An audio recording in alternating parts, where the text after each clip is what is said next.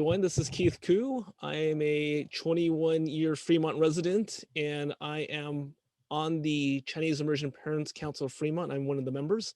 I'm joined with Julie Fan, who is our current president, and Brian Lee, one of our former presidents. And we're here to interview Jhansi Kalapala, who is a candidate for Fremont Unified School District, District 4, as well as a Fremont City Council candidate. And tonight we're just going to have a casual time of interviewing Jhansi and getting to know her. Jhansi, thank you so much for being with us tonight. Oh, it's a pleasure to be with you there. Yeah, we know your schedule must be very tough right now. So Yes, thanks. yeah. So why don't we just get started? Why don't you just tell us a little bit about yourself? Yeah, so my name is, the parents who don't know that my name is Jhansi Kalapala, and I am the resident of Fremont from since 2003, and I've been living here from past 17 years. And before that, I was a businesswoman, and I had a company, services company. I used to train the fresh graduates for the job training, and we have a product development also. We did that. So I was the head of the product development and the training department. And after that, when I slowly started volunteering in the school and the classroom volunteer, then slowly entered into the PTA. And after that, my journey started with the students. And in the during this time, I was involved in so many uh, student after school programs, like the for the students who are not able to cope up with the educational classroom credentials, like the math clubs.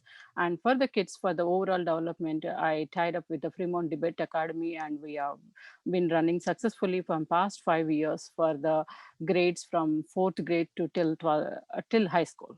So this is the clubs I'm associated with, and along with this, and I have been involved with the PTA and done a lot of parent activities, like our school, especially when we don't have some of the lunch shade and the thing, multi-purpose issues, and taking to the issues to the board, and whatever. I am the basically voice of the parents and students. Thank you. And for those of you just joining us, if during our conversation you have questions, you can drop them in the Q&A, and then we can get to them either we'll cover them during our time with Jhansi, or we'll get to them at the end on the Q&A session. So Jhansi, with your background in the PTA and all the work you've done, we often say that being a school board member is one of the toughest positions and also one of the most thankless. So what's really motivating you to run for school board? So I am very passionate about the students. Basically, being a parent, and I have 5 kids. But so I know how much it is like with the working with the student. But so their students are the next generation leaders. So we need to, as a parent, I know how the students are. Each student is different. We need to bring proper educational resources for the students. And to be in the board, it is like there are in the Fremont, last 7 years I've been seeing that there are, due to so many reasons like budget or some things, we cut off a lot of resources in the specific area for, or anywhere. It is like, if you see that Irvington High School is cut off the AP classes. So bringing back, so the thing is like, and another biggest issue is like right now in the schools is facing the mental health issues. So the mental health issue, it is starting from the elementary school itself. So we had lack of counselors. We don't have psychiatrists in the campuses. So we need to address those kind of issues. So we need to help our students where the disability is there, mentally and the physical. A lot of parents, they don't want to talk about the issues where the mental health issues where their students are having it. So it is like addressing these issues and bringing to build these gaps. There is some person who knows about it and who can bring towards the students. That is like I liked about it. So I wanted to go and serve this board, so that to bring more resources to the school for our students' growth. Thanks. Yeah, mental health is definitely an issue with COVID-19 and the lockdown. Yes. Earlier, you gave us your high-level background. What are some of the skills and experiences you specifically have that you think will be very valuable to the school district? So one is like understanding the high school students. So the high school students is like right now we are talking about the ABs and the things the who are dropping off from the high schools. For them to the job training is the most important thing. Then if they are not going to the colleges, how they have to end up with the 2 year professional courses. So we have to uh, liaison with the local community colleges like Oloni, and there is a Unitech. There are so many courses which are available so that we can introduce while they are in the 11th and 12th junior and senior grades, so that they prepared when they are out of the school, they will be prepared for the next level of life. So they can enter into the job market. They can go into this even if they are not going to the 4 year degree of college, they can go into this professional courses and they can start their lives. So that is one of the things I want to bring into the school district, along with talking. So we have a budget issues in the next 2 years. It's going to be very very tough budget. It is like it's going to be uh, due to COVID, we have a lot of issues going to be happen. But the thing is, like when we are working with the local businesses and the tech companies, and we have to bring up some the courses where which can tie up, or the scholarships to help this kind of students who are not able to get into the colleges, so that they can go into the 2 years course programs. So that is the one thing. Other one is like the professional development, and another thing is like I told about mental health issues. I am the healthcare IT, so I've been studying from past 6 years about healthcare. So how the mental health is affecting the students, I know about it. So uh, before going into the college, in the high school itself, they have to be prepared themselves to make a time management skills, how to manage themselves. It's not that mental health course is to start in high school. It has to start in the elementary, so that they will be proficient in the high school. Right. The- Thank you. yeah. We're gonna transition on to, because you start talking about some of the issues that Fremont's school district is going to face. Um, what do you see? You've talked about mental health. You talked about the budget.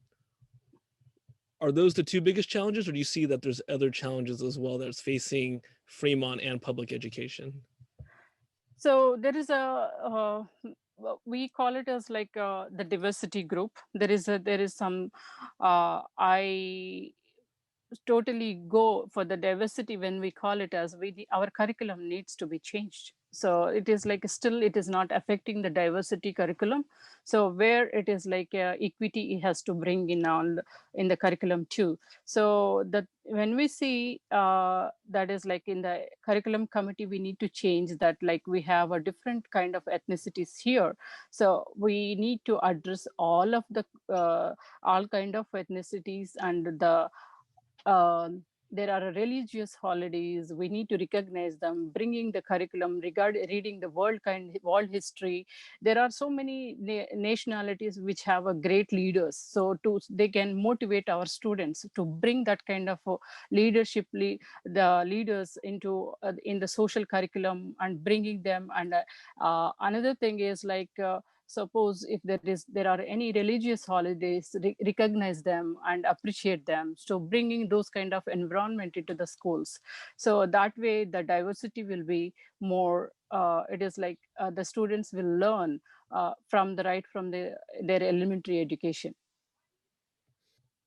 And are there any other issues, or beyond those issues, so mental health, budget, diversity, are there any other issues? And then how would you like the district to address those issues?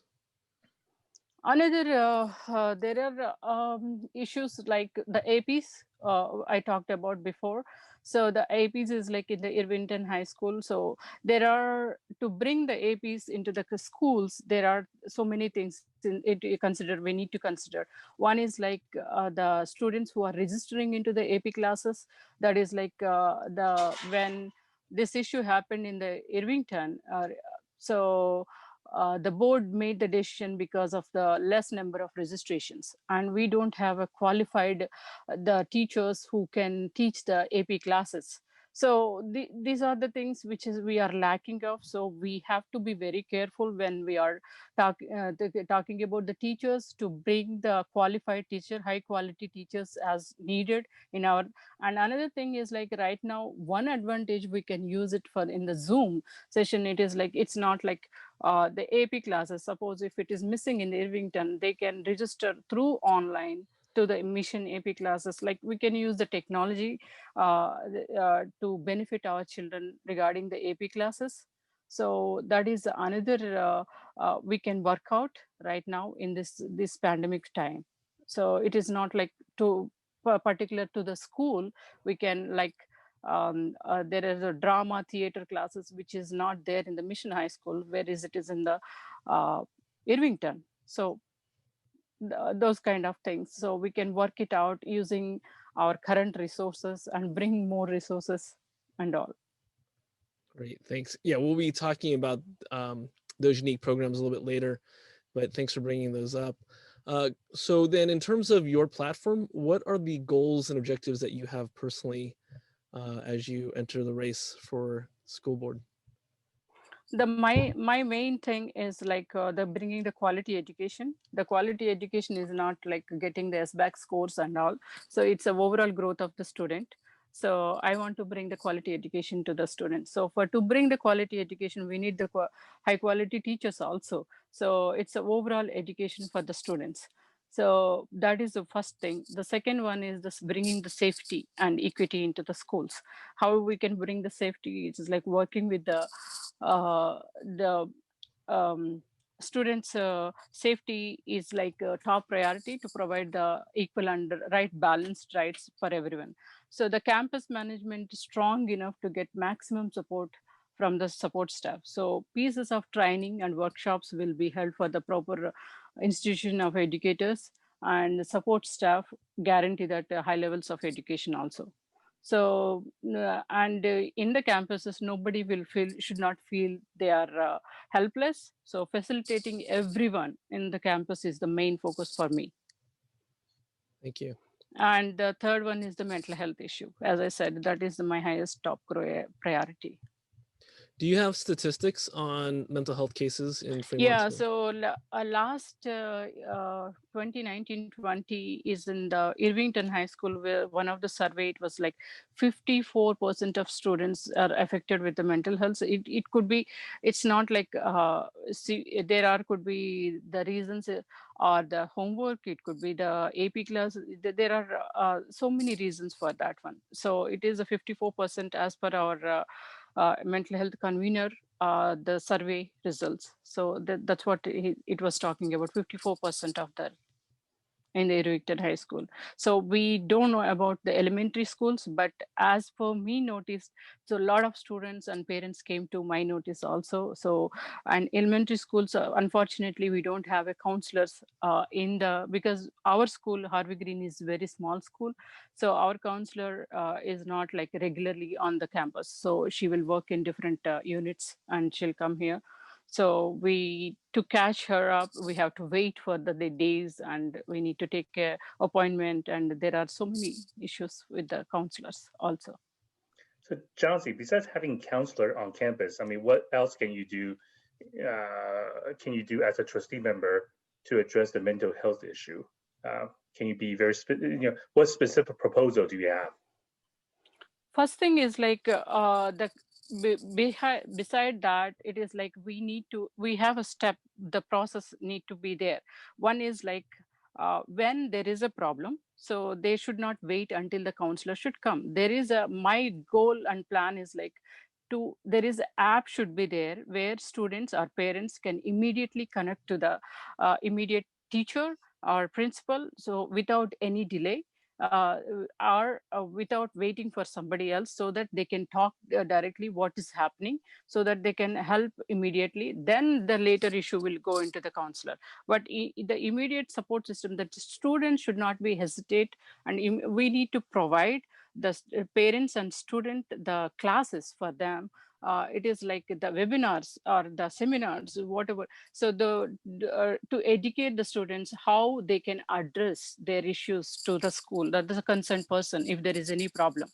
Even for the parents also, they have to be there. So that is my main idea, is to bring that issue is like using the apps, or immediate, there is some kind of issue, like even there is some group of people who dedicatedly should work with that to collect this data and immediately respond to that questions or concerns. So it sounds like public education about mental health issues is on your agenda. Yes, sir. Okay. And do you know what's the to implement a program like that? Do you know what the budgetary impact it could be? Yeah, so it will be there. So we are working on that. So I have a small group. So we are still in the planning of that one. So it could be bringing the counselors and hiring the staff. It is a tough, it's including the budget, but these ones, whatever we can do, the apps and the immediate help we can do without any budget concerns, we can do it. Still, we can help in the first step, primary step, to the students. And do you think that mental health issue is something that's specific to Fremont students, or is it, what do you think is the Everywhere else. cause of it? Yeah, everything. There are so many reasons. One is like students, when they are coming into the high school, high competitive, they are thinking about APs, and another thing, economic issues, and there are uh, mm, the things which is like they're feeling stress and anxiety. Anxiety is another thing. So to help all these things, we are trying to bring what are the sources like meditation, yoga. So the parents, we need to educate the parents and the students also regarding that, and what they can calm. And suppose it's like calming, so if they are feeling about the stress about the homework, suppose one of the parent contacted me in the pandemic time, so it's saying that his kid is sitting in front of the system for 14 hours to doing schoolwork and homework, so that causes the stress for the student.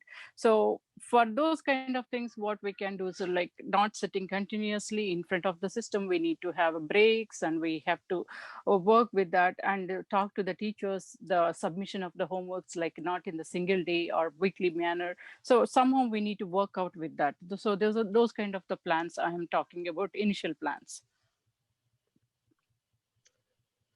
So, Jhansi, just circling back to the skills question, because you've identified a lot of issues that do resonate with the parents in the district. Specifically, the skills that you have. How are you? If you were elected, how would you apply your own skill set to address some of these challenges? uh, the question, the skill set is like education. The first thing I want to talk about, my skill set is like one of the education, and another one is like how we can be our students should be their growth, overall growth of the students. So that is what I want to main focus on. So including that, there are not only the education, we need to bring the sports, because that's a sports. One of the, well, recently I conducted one of the student forum. So the students, the Irvington students and other FUSD, there is no arts program. There are a lot of sports Yeah. program is got cut off. Yeah, no, So we understand that. We're saying that in terms of your background, your experiences, how are you going to solve for that? How would you differentiate how others might solve for it? How would you, what are you bringing to the table in terms of how you actually, Jhansi, solves for these issues?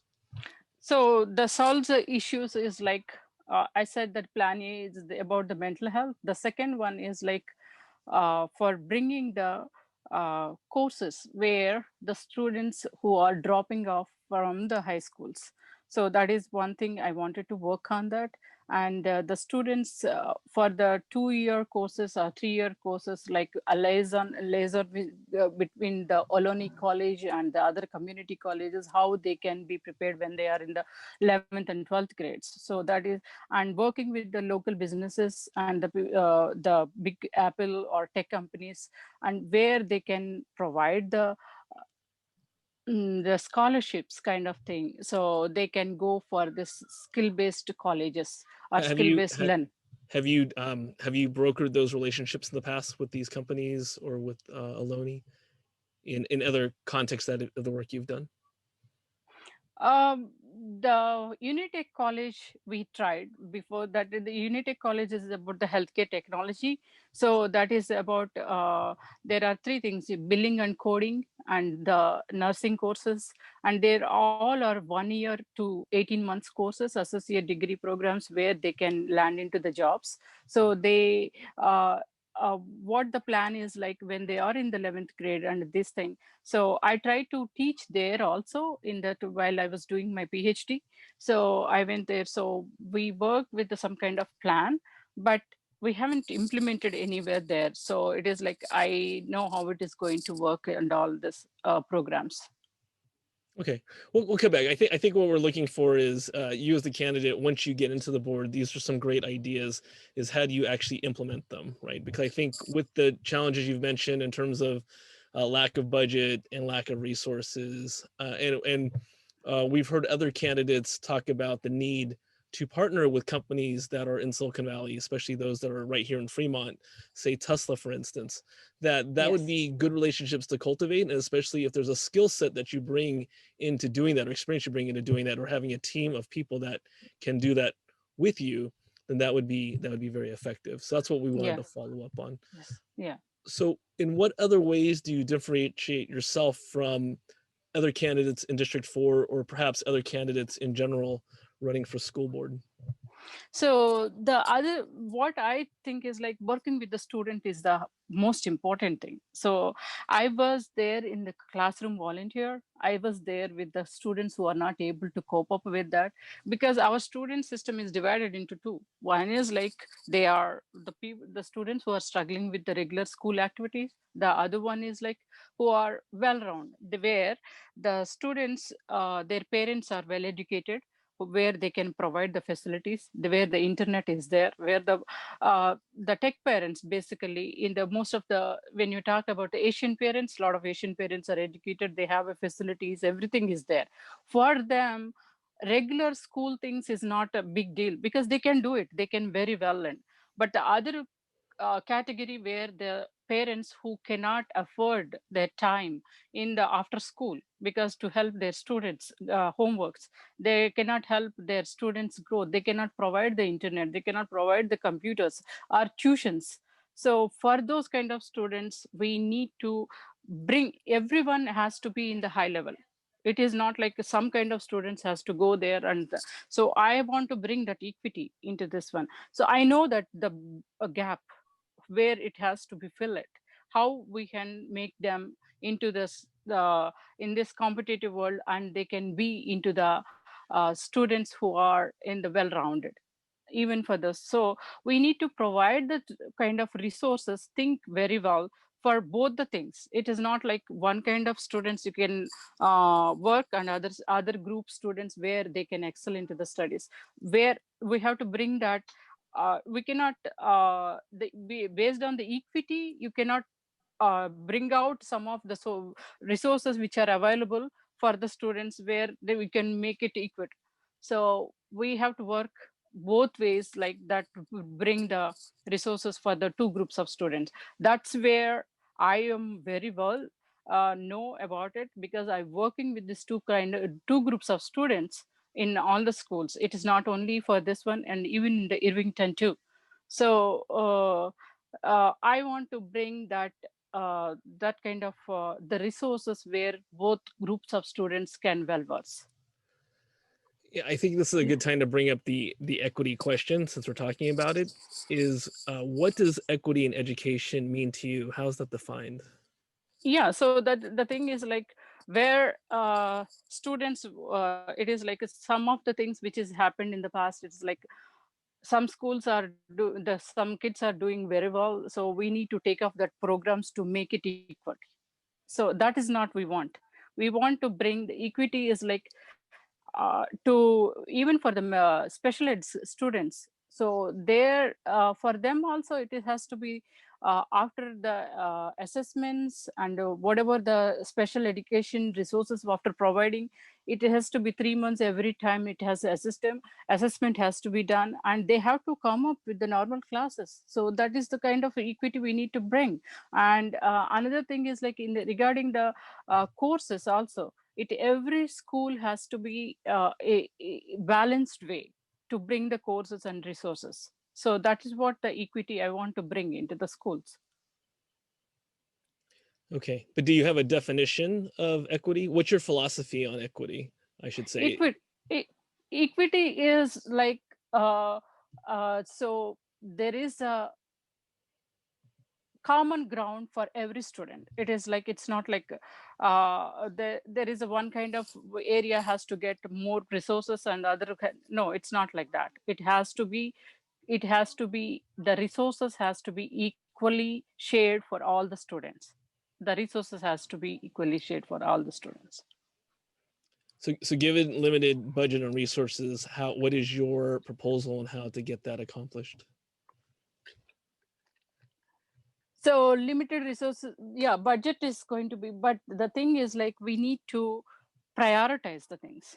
The things is like how, what are the things where we can this year, the things which is not like reprioritize the things and bringing the resources which can be useful to our students. That is what main thing.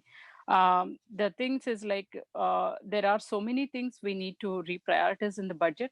So uh, before bringing the resources or the which is helpful for the students which need to bring, so we need to work with the budget very carefully, and where the state and federal funds where we can get it to bring more because we have a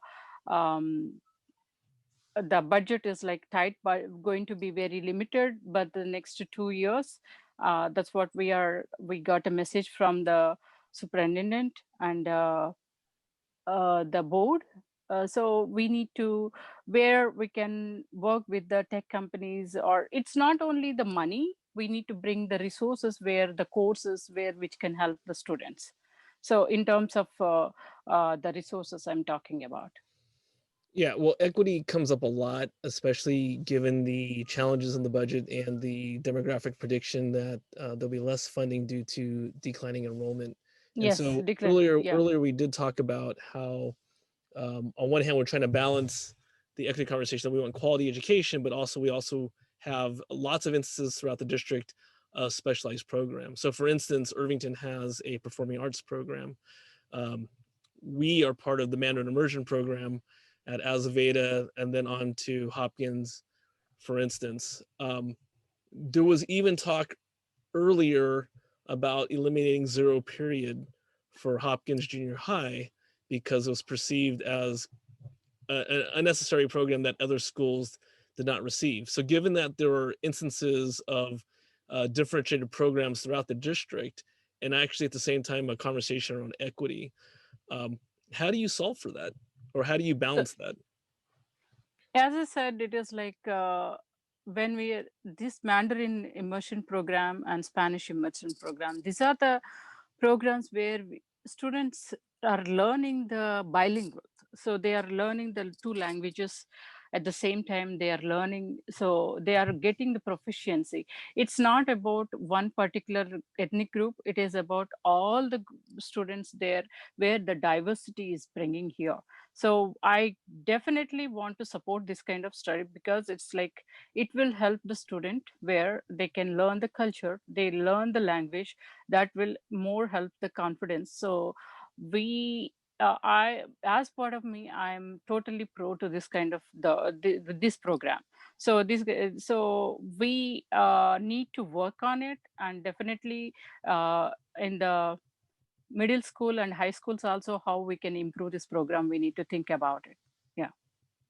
Yeah, thank you. Bilingual education, of course, is important. I think the more specific question was, for example, Hopkins has a zero period, which was a mandatory offering for the immersion programs, both Spanish and Mandarin, but it's also a way for band members to be able to take band and have PE as well in this case. And so there was a discussion in earlier years that we should eliminate zero period because it's the only junior high school that has a zero period. I'm just making this as an example. Granted that other instances of specialized programs exist throughout the district and different funding and what have you. So I think there's a balance between where the board tries to address a budget gap. And in this case, I think zero period is under $50,000 a year. This often comes up during budget conversations as programs that should be considered to be eliminated. So not Mandarin or Spanish immersion eliminated, but these other supporting parts of it. And actually, in this one particular example, it's the immersion programs that keep the program going because it has to be there. But if you happen to be, and I know you're representing District 4, but if you happen to be a parent in Hopkins Junior High, not even in the immersion program, but just taking zero period as a band, every year you come up with this discussion that it might be eliminated because it's something that's not offered somewhere else. And that's where we're looking for your philosophy on that equity conversation. And given the greater context of a $400 million budget for the school district. So if we see that, it is like we need to bring, it's not like there are that programs need to remove. How we can use that, like overall all the schools. It is not like a school-based programs. We don't want to. But the thing is like where, suppose even if it is a Hopkins zero period, where even that Irvington students also, the honor students also can, where they can utilize this kind of resources globally, where it's not like a school basis, where these programs can work, so that one student from this other school to other school, they can go and learn that program. Like the mission school kids are coming to the Irvington and learning the drama. So those kind of programs where we can bring the equity, that kind of going to the different campuses and learning. That is one way we can do that. It's not like removing the programs. Thank you.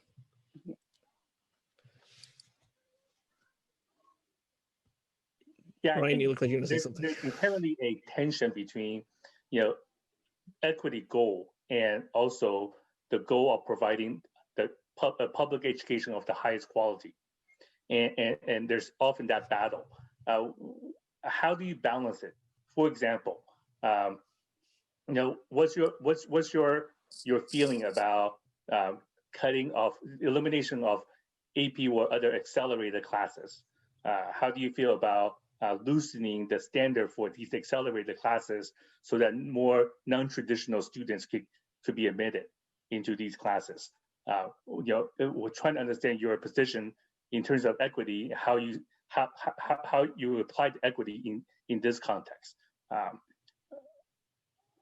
So suppose it is like there are classes are removed from the Irvington. Suppose the example you said that, but there are definitely, we need to bring the courses, and for that one there is a lot of budget issues, as we said about it. There's a another issues like they removed those kind of programs because of the low enrollment, and another thing is the qualified teachers are not there.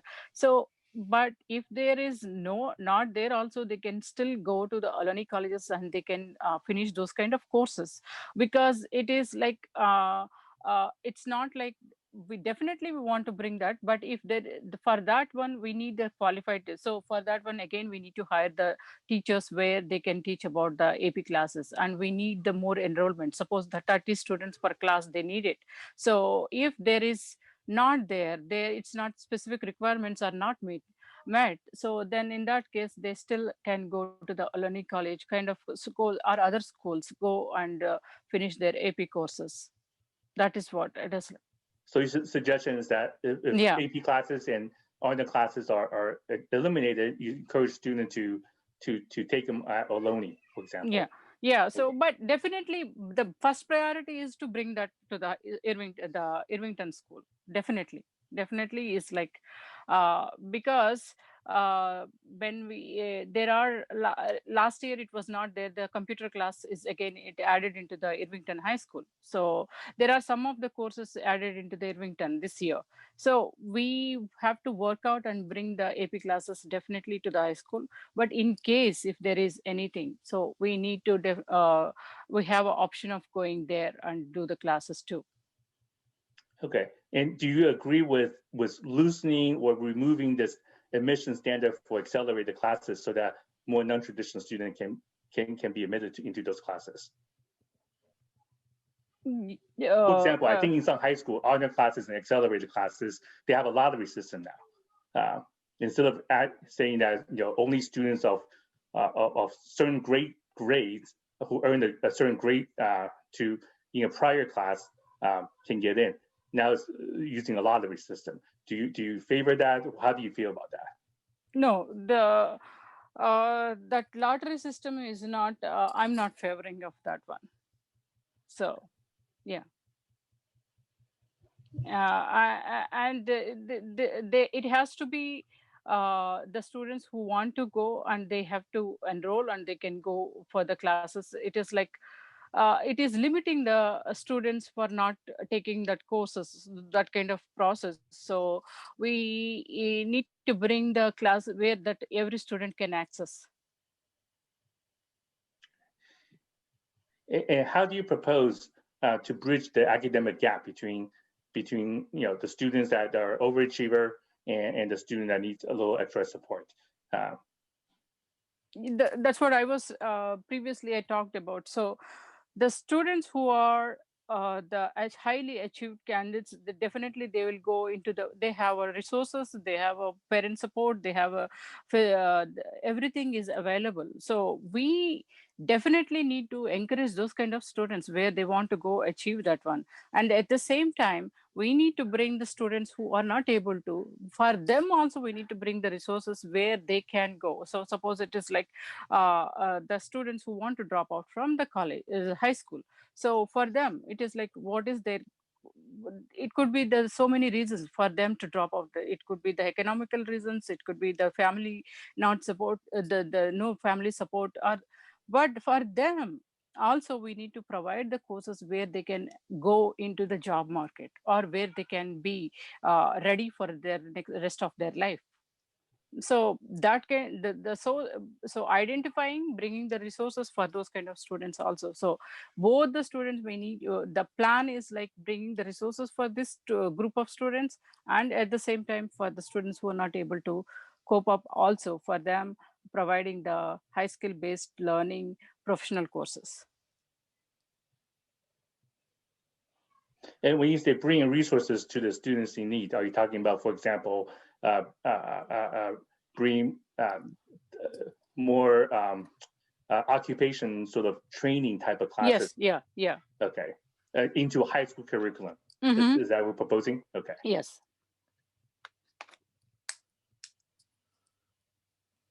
All right. We're gonna switch topics because Jhansi, we know that you're extremely busy and you're running for 2 positions. You're running for No, actually I put for the 2 positions the nomination, but I'm concentrating only the school board. Okay. Because it's like I'm not doing any campaign for the city council. So, Okay. but the moment when I want to drop off from the city council, they say the nomination time is done, so we cannot remove your name. So I'm doing only concentrating on the school board. Okay, thank you for clarifying. That's Yes, definitely very yeah. helpful. All right, then we will move on. So one of the key tenets from your campaign website is that you're putting kids first. Yes. What is behind that, the slogan that you want to put kids first?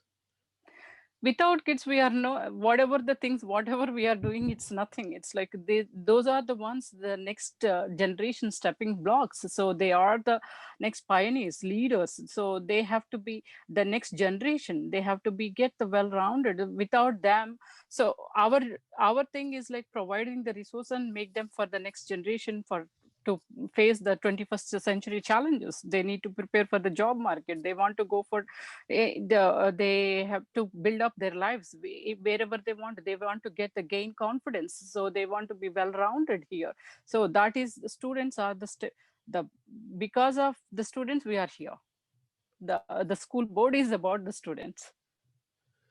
Yeah, and there's been other different hosted forums with different candidates who often refer to, yes, kids are very important, kids are first, but there seems to be a tension between the needs of the students and the needs of, and I'll say it as a blanket statement, the needs of the teachers, right? So that is where I think there's potential or misunderstanding or conflict. And so how do you perceive if there is or isn't a tension between, say, the teachers union and putting kids first?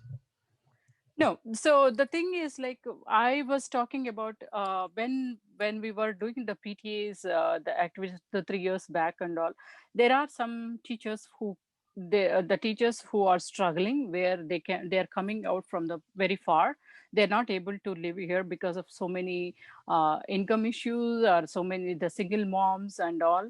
So for them, it is like a 2 hours travel, 3 hours travel. There are some students, the teachers are traveling that, and they don't have a proper health care. So they were for them, it is like the teachers who are teaching here, they need to be around here in our neighborhood.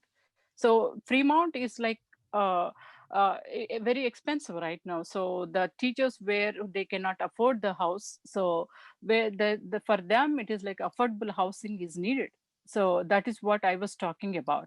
So where the teachers who are teaching here, they need to be stay within the perimeter nearby our schools, so that they avoid the long traffics, long travels. So that is what I was talking about. Do you have a proposal on how to make that better for the Yes, with teachers? that, yeah. So the proposal is like talking with the city liaison committee, how we can. So unfortunately, they are not under the where the city takes about the affordable housing. Their salary limit is like little bit higher than where the city's measures. So the city needs to be assess their salaries and the affordable housing limits, and so that they can be qualify for the affordable housing nearby our areas.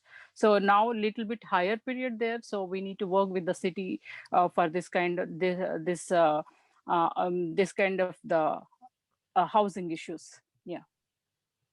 But do you think the city can have enough subsidized housing built to support the entire teacher population in Fremont? They are building right now. It is like we have a Tesla, near the Tesla, there are affordable housing is there. So there are so many areas they are building it. So uh, still there are more need to, near future, it is more projects are coming.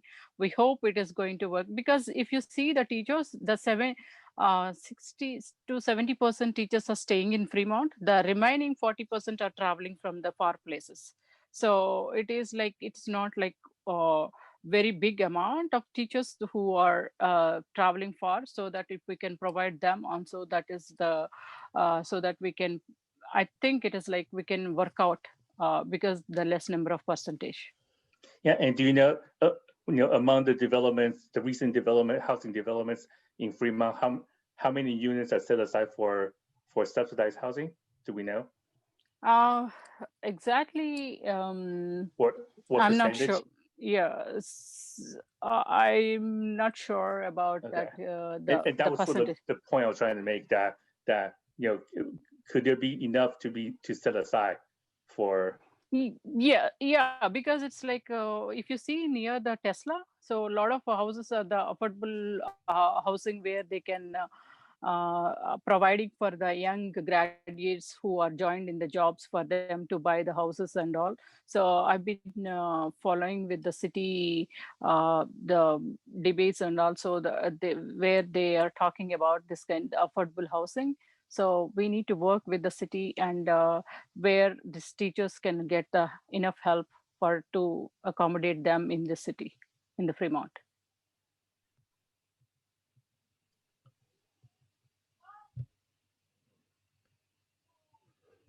And in terms of, let me just also ask you, in terms of, we all know that Fremont Unified right now is facing a very a crushing budget crisis. Do you have any plans for that? How to address that? Yeah, so there are going to be, but the things is like the thing is like for the education purposes and the for the resources, we need to work with the our Congress and state and federal funds. And another thing is like we are hoping that where other federal funds maybe we will get, and the work with the local businesses we can work. The plan is like uh, where they can provide the students for the students to bring the resources, more scholarships, and the working with the tech companies like a Tesla and Apple and Facebook.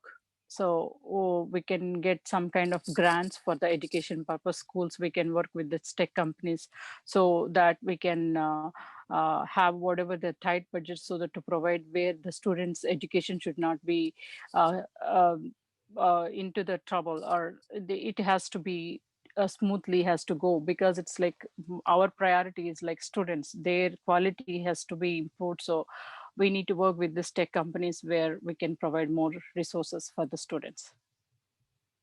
Do you support Prop 15? Yes, I do. Do you support Prop 16? So that is, I'm still working on it, because it's like the way it is addressed, I need to understand more things about it. So, and definitely which is not working for the students. It is like I'm not, whatever it is a pro to the students, I will definitely be there. My priority is for the students. Yeah. If elected as a trustee, would you support another parcel tax measure or some kind of bond measure for FUSD? Sorry about that one. Yes, could you repeat the question? Sorry. I say if elected as a trustee, would you support another parcel tax measure or a bond measure to help with the budget crisis? Yes. Yeah. Okay. Definitely. Well, let's move on. I mean, I think the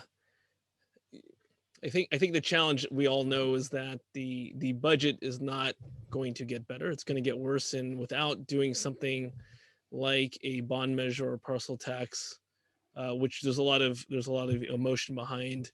A lot of the platform issues you're addressing cannot actually be paid for. So that's going to be, and so unless those measures get passed, which isn't a guarantee, then what's your backup plan? What are the hard decisions that you were open to making? And that's what would be interested to hearing about. Well, it is not like, but the board members' decision is not like a single person's. It is like a team effort. So we need to work with as a team, and to assess our resources and our programs, and which need to be work on it, and it has to be teamwork, and especially it should not harm our students. So definitely, my stand will be where the student is the highest priority. So where we can work for the students, we should not compromise for that one. No. Yeah. Okay. Let's move on to safety and security. I think because of the pandemic, because of the lockdown, because of what we hear in the news about the SRO, what are your views on those two things? Like, one, when do you think schools should or should not reopen? What's your philosophy of that? And two, have you taken a position on SROs? This pandemic, it is like there are a couple of things we need to uh, consider when to reopen the schools back, because it's like our schools is like very small classrooms. If you see that, there is no proper ventilation for that one, and especially where this COVID is vulnerable to the kids who are above 14. So when the high school students is like and some of the middle school, so it is like for them we need to take extra measures when to reopen the schools back. And for the elementary schools, when it is coming to that, so we my plan is like it's not like where to bring all of the students together and bring more issues later, and we have to open as like a dual system mode to continue for some of the months, like where online and the students who are eagerly want to come to schools, for them it is like with the little cohorts, like small groups kind of thing it has to open. Because once we open, then we cannot, it is like if some things happen and we cannot retake back. So we have to think very carefully to reopen the schools back, where it is like because in the health point of view, there are so many things we are hearing. This corona is like a second time it chances might get it back, or where the national news it is talking about, health professional are talking about. So addressing all these things, we should not keep our students health into the stick. So we need to open the schools in the groups wise. It's not like all the students back, we have to safely manner, where the teachers has to be also in have to be in the safe, right? So uh, for the elementary school kids, wearing the mask all the time and making them sit together and teaching them, it is going to be very challenging time. So it's a 29-30 students at the same time. So it is the thing like my plan is like not to bring all the students together and bringing the small groups of students, where where the parents has the opt out option, they can still continue online and the regular attending the schools. So that is one thing, that is the safety regarding the COVID plan. And regarding the SROs, it is like I support SROs as long as we can. But the thing is like in the previous parts I talked about, it is like this year in the pandemic, we are in the distance learning mode, especially for this year. I don't think so. We don't need to provide that kind of budget allocation for this one. Already, the Fremont board is already not charging for not providing any budget for this year. So that was the part I was talking about. But I am supporting their servers. Yeah. Okay. So I think that's all the prepared questions we had for you tonight. Thank you for joining us. Is there any final comments or things you'd like to say before we end? Yeah, so definitely, because it's like my the highest priority, as I talked about, the students is the highest priority, and their safety and mental health is the thing. So the board member is the one who can uh, the work address the things where the students need it. So I am for the students, so I want to use my skill set, my past experience, and to the for the students growth, for every student. It is not like one group of students, it's for every student. And I want to work with every stakeholder, parents, teachers, and the administrative staff, everyone, so to bring our students growth and their future has to be it is like they have to go to their future has to be in the well-rounded. They have to prepare for the 21st century job market. And at the same time, and I want to work with the board members with the as a team to make decisions. And because my past experience is like I work with the team and team collaboration, and we cannot make unanimous decisions. So I am the one who can make the team work with the team. I'm well versed with the team player, and I want to encourage the out of creativity, so that to bring the resources. So I am the one person who can think and open for the creativity and to bring the more resources for the students' growth. So on November 3rd, please think about it. I'm asking for everyone for the vote to bring for the students' growth. Thank you. Thank you. And why don't you let us know what your website is? Yeah, my website is jhansiforschoolboard.com. And you can follow me at the same time in the Facebook, Jhansi for Fremont School Board. All right. Well, thank you very much for joining us. Yeah. Again, this is Keith Koo, former trustee of the Chinese Immersion Parents Council of Fremont, joined with Julie Fan, president, and Brian Lee, former president. And if you want to find out more about the Chinese Immersion program here in Fremont, you would go to cipcf.org. And we wish you all a good night. Oh, thank you so much.